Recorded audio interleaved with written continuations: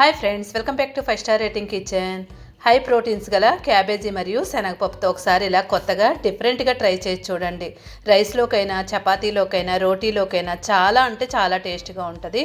దీనికోసం 1 కప్పు వరకు శనగపప్పు తీసుకొని 2 గంటల సేపు నానబెట్టేసుకోండి. 2 గంటల సేపు నానిన తర్వాత ఒకసారి శనగపప్పు నానిందో లేదో చెక్ చేసుకోండి. ఇక్కడ మనకి నానిపోయింది కదా. ఇప్పుడు క్యాబేజీని ఒక 1/2 కేజీ వరకు తీసుకున్నాను. సన్నగా కట్ చేసుకొని దీన్ని కూడా ముందు రెడీ చేసుకొని పక్కన పెట్టేసుకోండి. ఇప్పుడు స్టవ్ వెలిగించుకొని పొయ్యి మీద ఇక్కడ నేను కుక్కర్ వాడుతున్నాను, కావాలనుకుంటే నార్మల్ పాత్ర అయినా పెట్టుకోవచ్చు. ఇప్పుడు దీనిలో 2 టేబుల్ స్పూన్ల వరకు ఆయిల్ వేసుకోవాలి. నెక్స్ట్ ఆవాలు 1 స్పూన్, జీలకర్ర 1 స్పూన్. ఆవాలు జీలకర్రని 1 నిమిషం పాటు వేయించేసుకోండి. పెద్ద సైజు 2 ఉల్లిపాయలు తీసుకొని సన్నగా పొడవుగా కట్ చేసుకొని వాటిని కూడా వేసేసుకొని ఒకసారి బాగా కలిపేసుకోండి. ఇప్పుడు 3 పచ్చిమిరపకాయలని సన్నగా పొడవుగా కట్ చేసుకొని వేసుకోండి. నెక్స్ట్ మనం అల్లం వెల్లుల్లి పేస్ట్ 1 స్పూన్ వరకు వేసుకోవాలి. అల్లం వెల్లుల్లి పేస్ట్ వేయడం వల్ల మనకి క్యాబేజీ వాసన రాకుండా ఉంటుంది. చాలామంది క్యాబేజీ పచ్చివాసన వస్తుందని ఆ వాసనకి ఇష్టపడరు, కానీ ఇక్కడ మనం అల్లం వెల్లుల్లి పేస్ట్ వేసినట్లయితే క్యాబేజీ అనేది మనకి వాసన రాకుండా ఉంటుంది. అల్లం వెల్లుల్లి పేస్ట్ కలిపిన తర్వాత 3 టమాటాలని, బాగా పండిన టమాటాలను తీసుకొని ముక్కలుగా కట్ చేసుకొని వేసుకోండి. ఇక్కడ మనం టమాటాలు వెంటనే వేసినట్లయితే అల్లం వెల్లుల్లి పేస్ట్ అడుగు పట్టకుండా చక్కగా టమాటాలతో పాటే వేగిపోద్ది.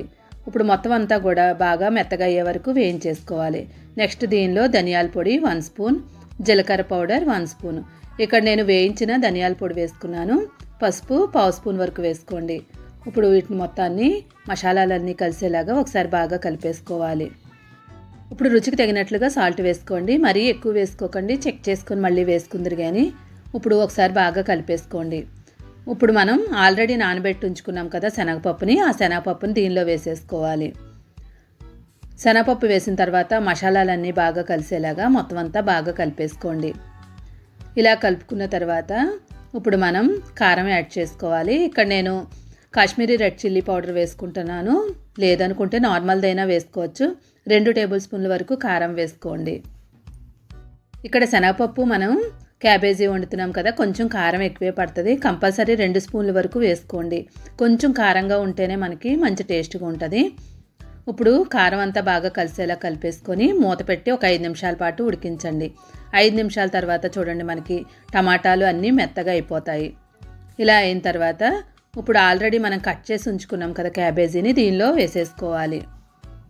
క్యాబేజీ కట్ చేసేటప్పుడు మరీ పెద్దగా కాకుండా చిన్న చిన్నగా కట్ చేసుకోండి.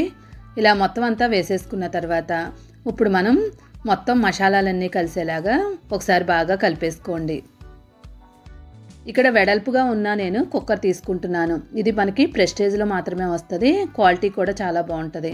తప్పకుండా మీరు ఒకవేళ కుక్కర్ తీసుకోవాలనుకునే వాళ్ళు ఉంటే ఇలా వెడల్పుగా ఉన్నది తీసుకున్నట్లయితే కర్రీలకి చాలా బాగుంటుంది. మొత్తం అంతా మిక్స్ చేసుకున్నాం కదా. ఇప్పుడు దీనిలో 1 కప్పు వరకు మనం వాటర్ వేసుకోవాలి. ఆల్రెడీ మనకి క్యాబేజీలో వాటర్ వస్తుంది, కానీ శనగపప్పు ఉడకడానికి కొంచెం వాటర్ అవసరం ఉంటుంది. కాబట్టి 1 కప్పు వరకు వేసుకొని ఇక్కడ 2 విజిల్లు వచ్చే వరకు కుక్కర్ మూత పెట్టేసుకోండి. నార్మల్ పాత్రలో చేసేవాళ్ళు ఒక 10 నిమిషాల పాటు ఉడికించుకోవాలి. శనగపప్పు ఉడకడానికి కొంచెం టైం పడుతుంది కాబట్టి కుక్కర్ పెట్టినట్లయితే మనకి స్పీడ్గా అయిపోద్ది. ఇప్పుడు 2 విజిల్లు వచ్చిన తర్వాత చల్లారిన తర్వాత మూత తీసి ఒకసారి బాగా కలిపేసుకోండి. కలుపుకున్న తర్వాత శనగపప్పు ఉడికిందో లేదో చెక్ చేసుకోండి. చూడడానికి మనకి శనగపప్పు పలుకులాగే ఉండాలి, చేత్తో పట్టుకున్నట్లయితే మెత్తగా అయిపోవాలి. చూడండి మనకి ఉడికిపోయింది కదా. ఇప్పుడు 1 స్పూన్ వరకు గరం మసాలా వేసేసుకొని ఒకసారి బాగా కలిపేసుకొని మూత పెట్టి 2 నిమిషాలు మసాలా పౌడర్ అంతా పట్టేలాగా 2 నిమిషాలు మూత పెట్టేసుకోండి.